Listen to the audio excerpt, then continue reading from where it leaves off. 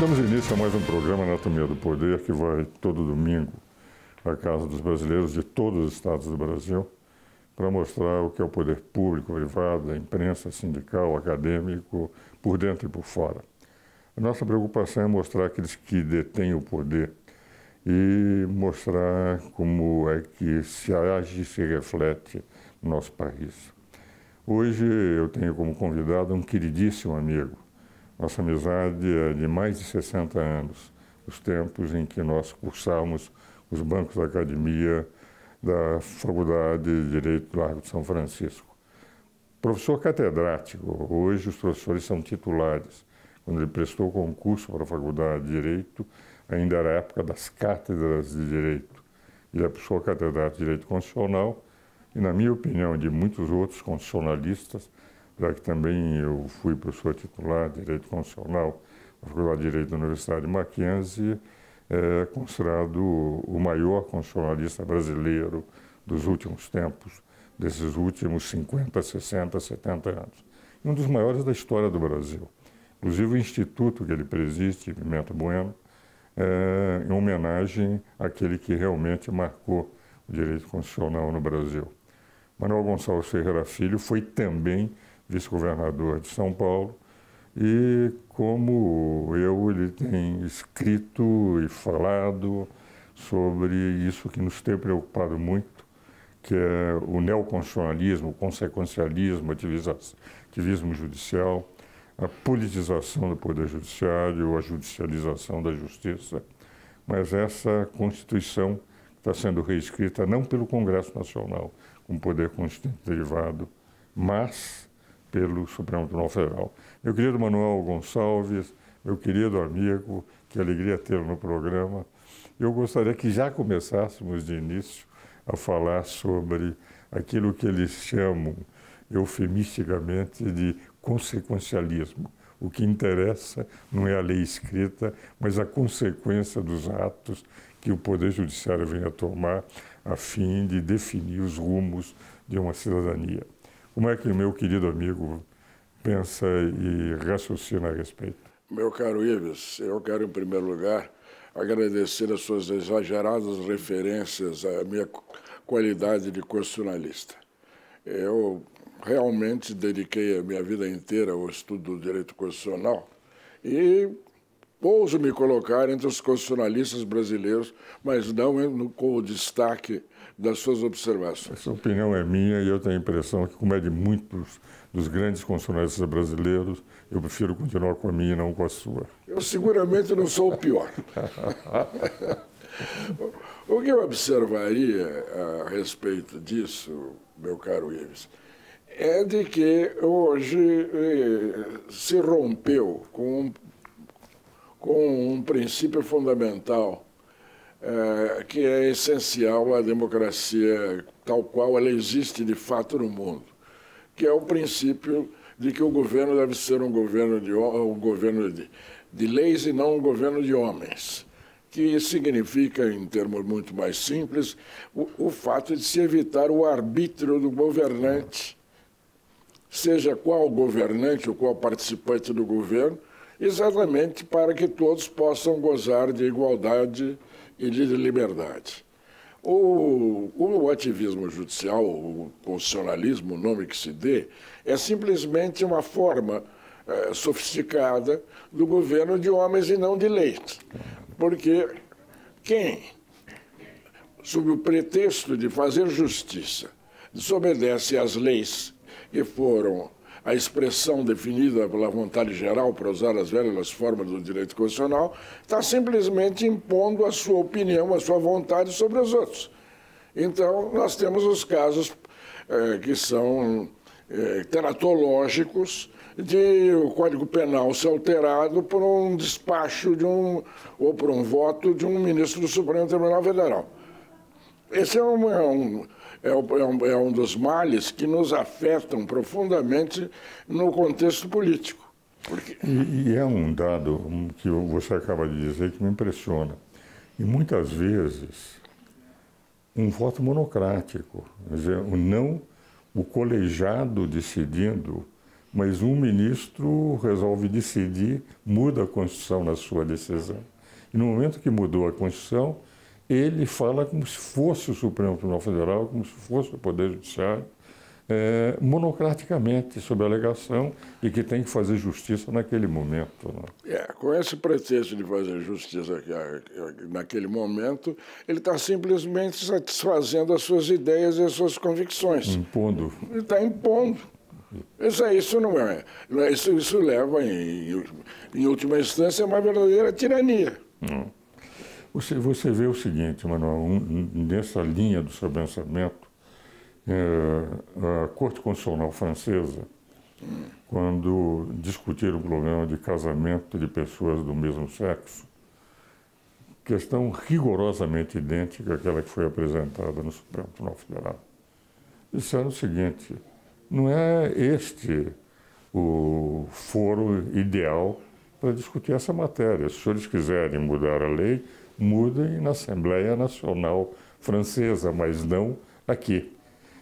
2 meses depois, nós decidimos exatamente o contrário. Não é o Congresso que está sendo discutido, há diversos anteprojetos que não passam, mas nós, Supremo Tribunal Federal, é que vamos dizer se pode ou não pode, sob uma alegação de que o que está na Constituição é algo, mas o que eles decidiram não é impedido pela Constituição, como se a Constituição fosse criar uma norma impeditiva de um casamento de pessoas do mesmo sexo, sem nenhum preconceito contra eles. Mas não é o que está na Constituição. Não é? Seguramente não. Tratando especificamente desse assunto, eu me lembro perfeitamente que quando se colocou na Constituição união estável de homem e de mulher, claro, se queria impedir isso. Na verdade, essa posição historicamente é inviável em face da intenção do Constituinte. Exatamente. Agora, a ideia de Constituição vem do quê? Vem exatamente da necessidade de que, num acordo ou numa deliberação de todo o povo, ou dos representantes de todo o povo, se estabeleçam umas regras gerais e permanentes que devem reger a governança e a estruturação do Estado e até hoje a estruturação da economia e da sociedade. Na medida em que o Supremo atua, ou um ministro do Supremo atua mudando isso, ele está contrariando a Constituição. Ele está sendo rigorosamente inconstitucional. Exatamente. Aliás, você vê o seguinte, Manuel, um dado que me impressiona, o artigo 103, parágrafo 2º da Constituição, declara que nas ações diretas em constitucionalidade por omissão, quando o Congresso é obrigado a fazer a lei e não o faz, porque é obrigado a fazer, porque a Constituição impôs que aquela lei ordinária ou complementar fosse feita, o Congresso, o Supremo pode declarar inconstitucionalidade por omissão do Congresso, mas não pode fazer a lei. O artigo manda que o Congresso faça a lei sem prazo para fazer. Não, você tem toda a razão. Você tem toda a razão, porque, na verdade, o que a Constituição, na sua redação primitiva, não na sua interpretação atual, previu exatamente a supremacia do poder constituinte derivado, isto é, Congresso Nacional, num procedimento especial, mais complexo do que o estabelecimento de lei orgânica. 60% em 2 discussões. Que deveria modificar a Constituição. Agora, os ativistas do Poder Judiciário encontraram fórmulas mágicas para alterar isso. E um pretexto é a nova hermenêutica. É como se a nova hermenêutica pudesse substituir-se ao texto. Ao pretexto é escandaloso. Agora, atrás de tudo isso, Ives, eu não tenho dúvida alguma que existe um aspecto sociológico, que é exatamente a pretensão de uma minoria de governar a maioria. Isso é verdade. Porque se você analisar isso que você está dizendo, realmente é uma realidade. Indiscutivelmente, os homens do Supremo, eu os admiro muito, gosto muito, sou amigo, como você é amigo de todos eles. Aliás, nós dois somos constantemente citados em decisões do Supremo. Mas a verdade é que eles entendem que, como o país não vai bem do ponto de vista dos outros poderes, que eles têm o direito de orientar os rumos do país. E a entrevista que o meu querido amigo, é seu amigo, Luiz Roberto Barroso, constitucionalista como nós, declarou de que a função do Supremo é tríplice: cumprir a Constituição, agir nos vácuos legislativos e ser iluminista para o futuro, demonstra, evidentemente, um risco muito grande, porque apesar de ser um grande constitucionalista, a meu ver, a verdade, Manuel, é que ele entra em tornar-se o poder executivo, o poder legislativo e o poder judiciário ao mesmo tempo. Meu caro Ives, eu realmente admiro e sou amigo de muitos dos ministros do Supremo Tribunal Federal, e você sabe, sem que eu esteja me gabando aqui, alguns deles foram seus alunos. Mas eu não subscreveria a generalização da sua tese. Isso é uma das grandes diferenças entre o seu temperamento e o meu temperamento. Você é um diplomata e eu sou um velho lusitano que prefere dizer o que pensa agradar os poderosos. Não que você faça para agradar os poderosos, mas é um temperamento diferente. Eu não posso admitir, como um grande constitucionalista, um jurista que cita errado a Declaração de 1789. E isso está escrito por mim num documento que não foi rebatido até hoje. Uhum.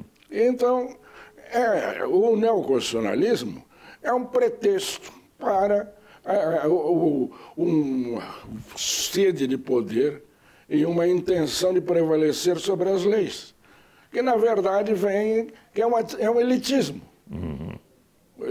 Se não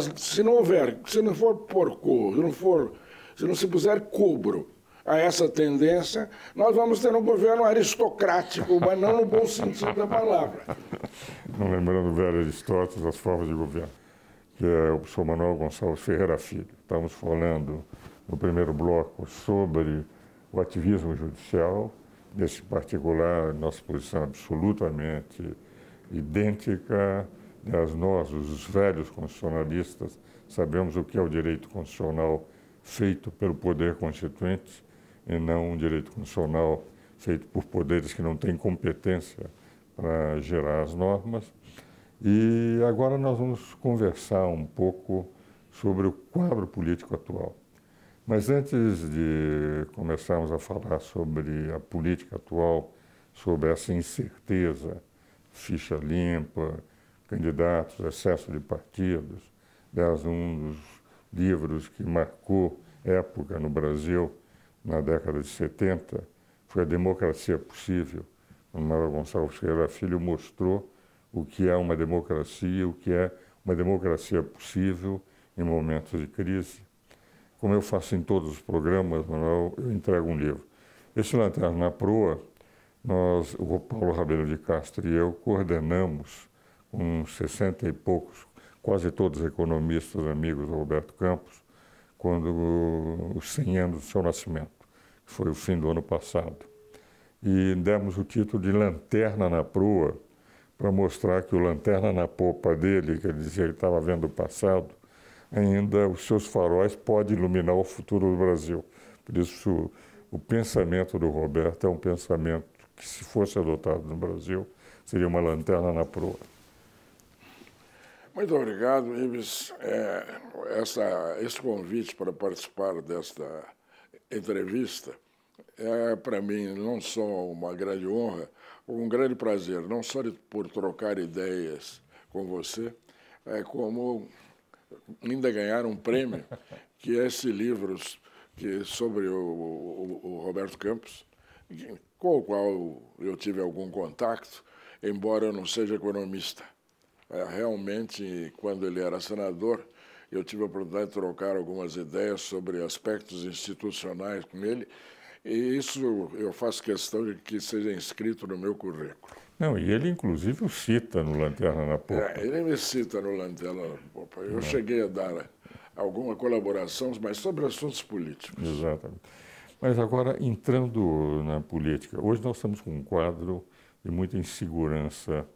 E o que nós vimos é o seguinte: a economia do Brasil, quando estava para deslanchar, Nós tivemos aquele episódio que até hoje foi muito mal contado, que terminou dificultando os projetos que estavam em andamento. Aliás, o único projeto que realmente foi aprovado teve uma participação aí do meu filho, que você se lembra, da reforma trabalhista. Ele fez questão de mostrar a importância de mudar e realmente a reforma trabalhista trouxe um benefício para o país, uma redução enorme nos processos trabalhistas e, ao mesmo tempo, fazer com que as aventuras que se faziam nesse campo desaparecessem. Mas as outras reformas, com o episódio do Janot em relação ao Joelis Batista, acabaram todas as outras. E o Brasil, reformas possíveis, e o Brasil entrou no momento que estava para o avião sair na cabeceira da pista, a ficar estancado. E nós estamos com um processo eleitoral em que há diversas candidaturas, nenhuma defendendo teses viáveis para a recuperação do país. Nós verificamos que o Brasil está, em nível de desenvolvimento, perdendo muita substância em relação a outros países emergentes que estão crescendo muito mais do que o Brasil, e nós estamos empacados por força de um grande corporativismo que não permite reformas, por força de corrupção que evidentemente ainda não foi eliminada e, ao contrário, tem gerado muitas vezes muito arbítrio, e, por fim, por força de um desperdício de recursos que leva, apesar de termos uma carga tributária de quase 33%, segundo a OCDE, muito maior que os Estados Unidos, Japão, Suíça, Coreia do Sul, etc., a não poder ter recursos para investimento. Como é que você vê esse quadro e o futuro eleitoral do país? Você vê que são muitas questões ao mesmo tempo. Meu caro Ives, eu sei das limitações de tempo do programa e por isso eu vou fazer uma síntese bem sintética do que eu penso a respeito do assunto. Primeiro, conforme um trabalho que já chegou às suas mãos, eu escrevi com todas as letras que o nosso sistema político degenerou. E, consequentemente, ele é incapaz de produzir a boa governança. Ele degenerou, em primeiro lugar, na medida em que se ensejou a multiplicação infinita de partidos, porque é um país que tem 30 partidos registrados, mais de 70 em organização, já é um país que não acredita em partidos. No Congresso Nacional. E eu não trouxe estatísticas, que inclusive não é o meu forte, mas eu sei que o maior partido brasileiro tem pouco mais de 10% de representação no Congresso Nacional. Se nós unirmos os três, que são irredutíveis entre si, eles formam 30%. Consequentemente, o sistema partidário tem um esfarinhamento que torna impossível qualquer diálogo em torno de ideias. O diálogo é simplesmente em torno de interesses. Porque 99% dos partidos brasileiros, e eu ainda deixo 1% para que não me desmintam, são partidos que visam simplesmente a interesses de grupos ou de pessoas. Isso é verdade. E, inclusive, isso se acentua com as distribuições de verbas. Porque é um outro paradoxo brasileiro. Nunca se discutiu o financiamento público das eleições, como em outros países ocorre. Mas, em compensação, se estabeleceu o financiamento público das eleições. Primeiro se estabeleceu por métodos inconfessáveis. Agora, claramente. Agora, se nós temos um sistema partidário absurdo, decorrente de um sistema eleitoral, em que a ideia de justiça pela distribuição das cadeiras proporcionalmente às correntes políticas, que não existem, ainda foi prejudicada pela invenção do puxador de votos. Isso leva a uma deliquescência do processo político. Você vê o seguinte, Manuel, nós temos um autor que você conhece, aliás, é clássico, o Lipphardt, da Universidade de Yale, quando ele examinou as 20 democracias mais estáveis do mundo, encontrando 19 parlamentaristas e só os Estados Unidos presidencialistas, ele mostrava esse problema, um dos itens de estabilidade, ele mostrava o problema da formação partidária, que o parlamentarismo permite a formação de correntes ideológicas. O que ocorre? Você pega, por exemplo, a própria Itália, que tem um número de partidos que o Brasil tem, 35, no Congresso Nacional, ou melhor, no Parlamento italiano, só existem 8 partidos que têm assento no Congresso. Aqui no Brasil, dos 35 partidos, 26 têm assento no Congresso. O que vale dizer, é absolutamente ingovernável enquanto nós estamos. E eu presidi a Comissão de Reforma Política da OAB até... Lá eu sou proscrito. Agora, apresentamos N projetos, trouxemos o Vicente Cândido numa audiência pública aqui, 12 anteprojetos, nenhum deles foi levado em consideração.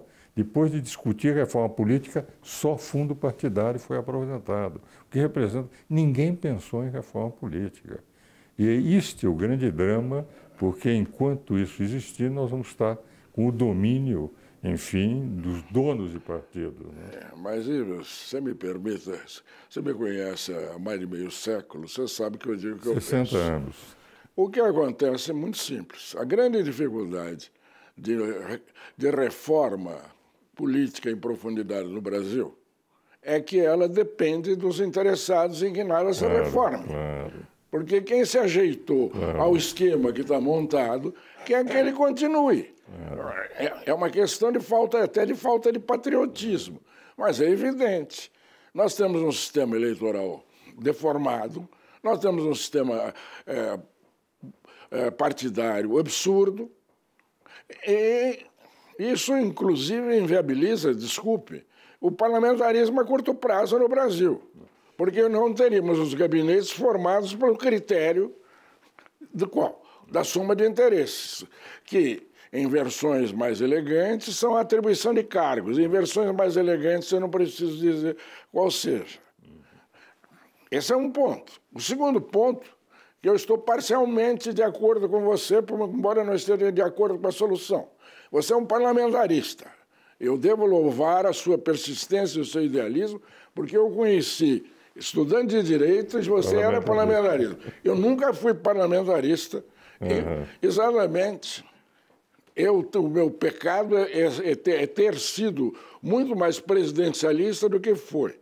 Mas eu também não sou mais presidencialista, porque eu acho que nós precisamos procurar uma outra fórmula, ou a moda portuguesa ou a moda francesa, porque também nós temos um outro problema, que é o presidente da República no Brasil se tornou o dono do Brasil em tempos normais. Ditador a curto prazo. É um monarca, sua majestade, o monarca, o presidente do Brasil, que é um livro escrito nos anos 30, quando nós não temos chegado nessa fase que está. Meu caro Manuel, olha, quero agradecer muito a sua presença. Eu faço apenas uma observação. Eu sempre brinco que quando diz que o Brasil não pode ter parlamentarismo, porque não tem partidos políticos, eu digo sempre que o Brasil não tem partidos políticos porque não tem o parlamentarismo. É verdade, mas uma coisa precisa preceder a outra. Mas eu agradeço muito a sua presença aqui no nosso programa. Os telespectadores devem ter apreciado muito. Meus caros telespectadores, espero-os novamente no próximo domingo.